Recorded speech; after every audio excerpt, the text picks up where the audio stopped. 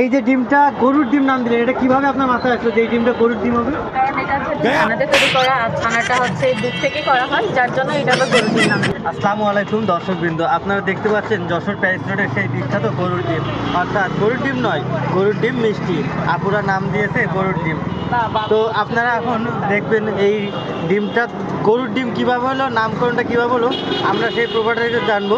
তো যশোর প্যারিস রোডে এই নামটা দেখান, ফেরদৌসি বেকিং হাউস, এখানে আসবেন আর অনেক সুন্দর সুন্দর কেক আছে, আপনারা উপভোগ করে খাবেন। তো আসুন আমরা এখন আপুর কাছে জানবো এই ডিমটার নাম গরুর ডিম কীভাবে দেওয়া হলো।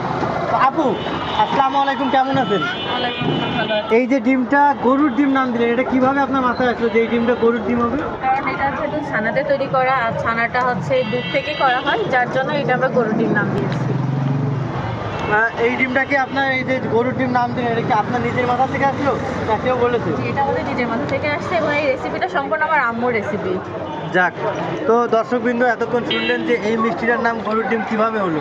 তো যাই হোক, এখন আপনাদের কাছে আমার একটা অনুরোধ থাকবে, যশোর জলখারের অপোজিটে ফেরদৌসি আপার এই কেকের দোকান অবশ্যই আসবেন আর এই গরুর ডিম খাবেন। সুস্বাদু অনেক, অবশ্যই আসবেন। মাত্র 50 টাকা মূল্যে এই গরুর ডিমটি পাবেন।